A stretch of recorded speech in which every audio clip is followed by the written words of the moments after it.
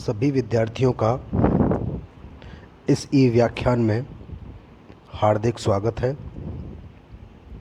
मैं दिलीप सिंह, सहायक आचार्य राजनीति विज्ञान, राजकीय कन्या महाविद्यालय झालावाड़ के स्नातकोत्तर उत्तरार्ध के विद्यार्थियों के लिए एक महत्वपूर्ण प्रश्न पत्र भारतीय शासन एवं राजनीति के प्रथम इकाई के प्रथम प्रकरण भारतीय संविधान सभा के गठन और कार्य से संबंधित आज का व्याख्यान लेकर प्रस्तुत हुआ हूँ।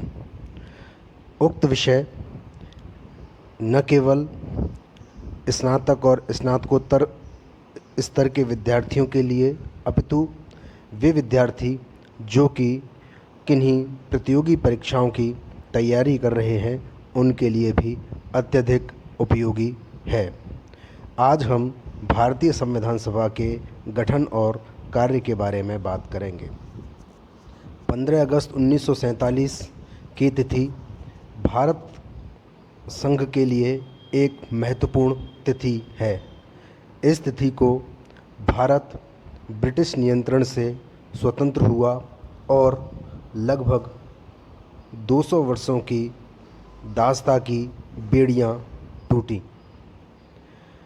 हम 15 अगस्त 1947 को स्वतंत्र तो हुए, किंतु उस समय हमारे सामने यह यक्ष प्रश्न उपस्थित था कि भारत की शासन व्यवस्था का स्वरूप कैसा होगा, भारत में नागरिकों के अधिकारों और कर्तव्यों की स्थिति कैसी होगी, भारत के नीति नियंताओं, निर्णय निर्माताओं की नियुक्ति और चयन की प्रक्रिया क्या होगी। स्पष्ट है कि उक्त प्रश्न एक ऐसे प्रश्न थे जिनके उत्तर उस समय प्राप्त करना बेहद कठिन था। भारत के लिए संविधान निर्माण के प्रयास भारत के ब्रिटिश शासन से मुक्त होने से पूर्व ही प्रारंभ कर दिए गए थे। यद्यपि संविधान का स्वरूप क्या हो, उसमें प्रतिनिधित्व कैसे हो, इसे लेकर उस समय के राजनीतिक नेतृत्व में पर्याप्त मतभेद था, किंतु एक बात दीर्घ प्रारंभ से ही स्पष्ट कर दी गई थी कि भारतीयों के लिए संविधान का निर्माण भारतीयों द्वारा ही किया जाएगा। अब हम बात करें भारत के लिए संविधान की मांग का क्रमिक इतिहास क्या था। भारत में संविधान की सर्वप्रथम मांग का हम बाल गंगाधर तिलक के निर्देशन में स्वराज विधेयक के अंतर्गत पाते हैं, जबकि 1895 में बाल गंगाधर तिलक के द्वारा उक्त मांग की गई कि संविधान का निर्माण भारतीयों के लिए होना ही चाहिए। इसके उपरांत लंबे समय तक यद्यपि संविधान के निर्माण की कोई पहल नहीं की गई, किंतु ब्रिटिश संसद के द्वारा इस अवधि में 1909 और 1919 में भारत शासन अधिनियम पारित किए गए, जिनके द्वारा भारत में संवैधानिक सुधारों की एक महत्वपूर्ण रूपरेखा प्रस्तुत की गई और भारतीयों का इस दौरान संसदीय प्रणाली से परिचय हुआ। 1922 में असहयोग आंदोलन की समाप्ति के उपरांत महात्मा गांधी द्वारा दक्षिण अफ्रीका की तर्ज पर एक संविधान सभा के गठन का अनौपचारिक सुझाव दिया गया, किंतु इस सुझाव को अधिक मान्यता नहीं मिली और यह आगे नहीं बढ़ सका। 1923 में तेज बहादुर सप्रू की अध्यक्षता में एक सर्वदलीय राष्ट्रीय सम्मेलन का आयोजन हुआ था, जिसमें भारत के परिप्रेक्ष्य से कॉमनवेल्थ ऑफ इंडिया बिल का प्रारूप तैयार किया गया। 1925 में महात्मा गांधी की अध्यक्षता तेज बहादुर सप्रू की अध्यक्षता में आयोजित राष्ट्रीय सम्मेलन के बाद 1925 में महात्मा गांधी की अध्यक्षता में एक सर्वदलीय सम्मेलन का आयोजन दिल्ली में हुआ, जिसमें कॉमनवेल्थ ऑफ इंडिया बिल को ब्रिटेन की तत्कालीन सत्ताधारी लेबर पार्टी को भेजे जाने पर सहमति बनी, किंतु उसी समय लेबर पार्टी की सरकार के गिर जाने के कारण उस पर कोई कार्रवाई नहीं की जा सकी। इसी प्रकार 1924 में एक अन्य महत्वपूर्ण घटनाक्रम हुआ, जिसमें होम रूल आंदोलन की मुखिया एनी बेसेंट की पहल पर केंद्रीय विधानमंडल सेंट्रल असेंबली, जिसे कहा जाता था, के दोनों सदनों की संयुक्त बैठक शिमला में आयोजित की गई, जिसमें तय हुआ कि संविधान के निर्माण की रूपरेखा बनाने के लिए एक सम्मेलन बुलाया जाए। इसलिए दिल्ली में केंद्रीय विधानमंडल और प्रांतीय विधानमंडलों के सदस्यों का एक सम्मेलन आयोजित हुआ। यहाँ यह जान लेना जरूरी है कि उस समय भी केंद्र और राज्यों में पृथक पृथक विधान मंडल थे। इस संयुक्त सम्मेलन के उपरांत यह तय हुआ कि भारत की स्थिति स्वशासित अधिराज्य या सेल्फ रूल्ड डोमिनियन की होगी। इसे स्वीकार कर लिया गया। 1924-25 में ही मोतीलाल नेहरू द्वारा यह प्रस्ताव रखा गया कि भारत का संविधान का निर्माण भारतीयों के द्वारा ही किया जाए। मोतीलाल नेहरू कांग्रेस के एक प्रसिद्ध नेता थे और उनका यह प्रस्ताव कांग्रेस ने स्वीकार कर लिया। अब हम बात करते हैं, सबसे महत्वपूर्ण जो बात आती है वो है 1934 में पहली बार संविधान सभा के गठन का विचार प्रस्तुत हुआ। इस विचार के प्रतिपादक थे आमूल परिवर्तनवादी प्रजातंत्रवाद के समर्थक मानवेंद्र नाथ राय। भारत के लिए एक संविधान सभा के गठन की यह पहली आधिकारिक और औपचारिक मांग थी। 1934 में ही कांग्रेस द्वारा वयस्क मताधिकार द्वारा निर्वाचित संविधान सभा की औपचारिक रूप से मांग की गई, अर्थात प्रतिनिधित्व के तौर पर जनता को संविधान सभा में प्रतिनिधित्व दिए जाने की मांग पहली बार कांग्रेस द्वारा स्वीकार कर ली गई। 1935 में कांग्रेस द्वारा आधिकारिक रूप से संविधान सभा की मांग हुई, जिसे 1936 में आयोजित कांग्रेस के फैजपुर अधिवेशन में दोहराया गया। भारतीय राष्ट्रीय कांग्रेस ने आधिकारिक तौर पर पहली बार 1935 में ही एक संविधान सभा की मांग की थी। जैसा कि हम पूर्व में बता चुके हैं, यह विचार एम.एन. रॉय के दिमाग की उपज था। 1936 में कांग्रेस का लखनऊ अधिवेशन आयोजित हुआ, जिसमें कांग्रेस द्वारा घोषणा की गई कि भारतीय किसी बाहरी सत्ता द्वारा बनाए गए संविधान को अपने ऊपर थोपा हुआ मानेंगे और उसे स्वीकार नहीं करेंगे।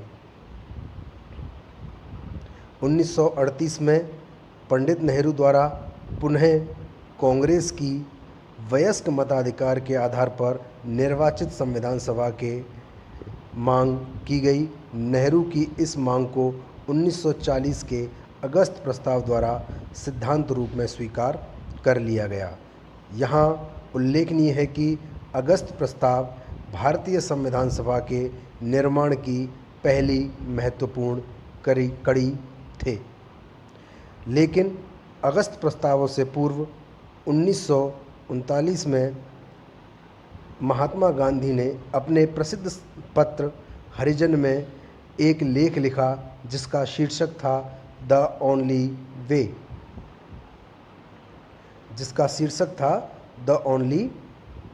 वे। इस लेख में महात्मा गांधी ने संविधान सभा को पूर्ण रूपेण भारत की देशज प्रकृति के अनुसार गठन करने का सुझाव दिया। 1940 में अब हम बात करेंगे अगस्त प्रस्तावों की, जो कि संविधान के निर्माण की एक महत्वपूर्ण शर्त थे, या कहें कि एक संविधान के निर्माण की एक महत्वपूर्ण अवस्था थे। 1940 में लॉर्ड लिनिथगो तत्कालीन भारतीय वायसराय थे। उनके द्वारा प्रस्तुत अगस्त प्रस्ताव द्वारा भारत के लिए डोमिनियन स्थिति को मुख्य लक्ष्य घोषित किया गया। जैसा कि हम बता चुके हैं, डोमिनियन स्थिति का तात्पर्य था कि भारत ब्रिटेन के अधीन होता और ब्रिटेन की भारत के ऊपर संप्रभुता होती, ब्रिटेन का अधिकार होता, किंतु अपना स्थानीय प्रशासन भारतीयों को चलाने की छूट होती। जैसे कि तत्कालीन समय में हम देखें तो उस समय का एक सबसे महत्वपूर्ण डोमिनियन स्टेट का उदाहरण था कनाडा और ऑस्ट्रेलिया और न्यूजीलैंड। ये देश भी ब्रिटेन के अंतर्गत डोमिनियन स्थिति के ही देश थे। तो अगस्त प्रस्तावों के अंतर्गत भारत के लिए डोमिनियन स्थिति को स्वीकार किया गया और ब्रिटिश सरकार ने संविधान सभा की मांग को पहली बार आधिकारिक तौर पर स्वीकार कर लिया गया। यहाँ यह भी उल्लेखनीय है कि अगस्त प्रस्ताव भारतीयों को द्वितीय विश्व युद्ध में सहयोग देने के लिए लाए गए थे, ताकि भारतीयों में भड़क रही विद्रोह की ज्वाला को कुछ शांत किया जाए और उनका सहयोग द्वितीय विश्व युद्ध के दौरान मित्र राष्ट्रों को मिल सके। अगस्त प्रस्तावों में एक अन्य प्रमुख आश्वासन यह दिया गया कि द्वितीय विश्व युद्ध की समाप्ति के बाद संविधान सभा की रूपरेखा निश्चित की जाएगी। इसके अतिरिक्त एक अन्य महत्वपूर्ण बात अगस्त प्रस्ताव में यह हुई कि भारत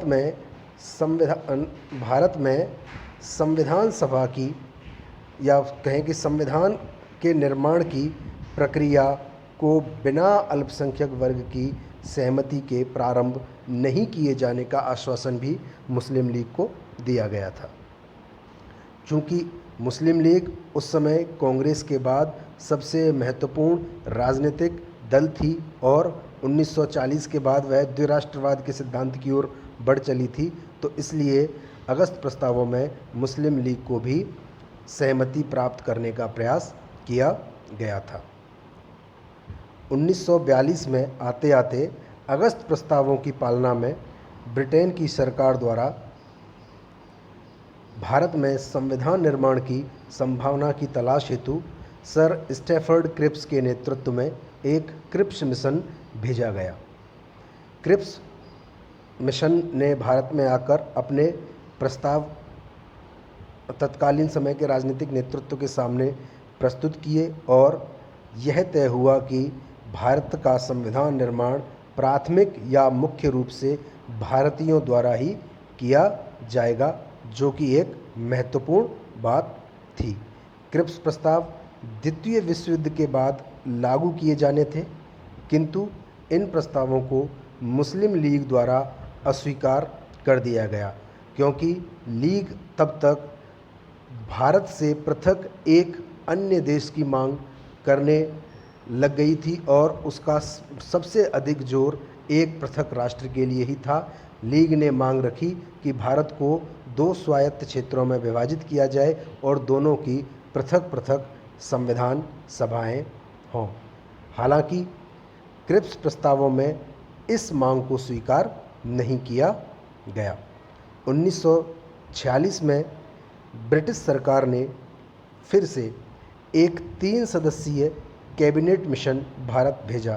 कैबिनेट मिशन के भारत आने से पूर्व यह तय हो चुका था कि ब्रिटिश के लोग अब भारत में अधिक दिनों के मेहमान नहीं हैं और उन्हें शीघ्र भारत छोड़ना होगा और भारत के राजनीतिक नेतृत्व को सत्ता का हस्तांतरण करना होगा।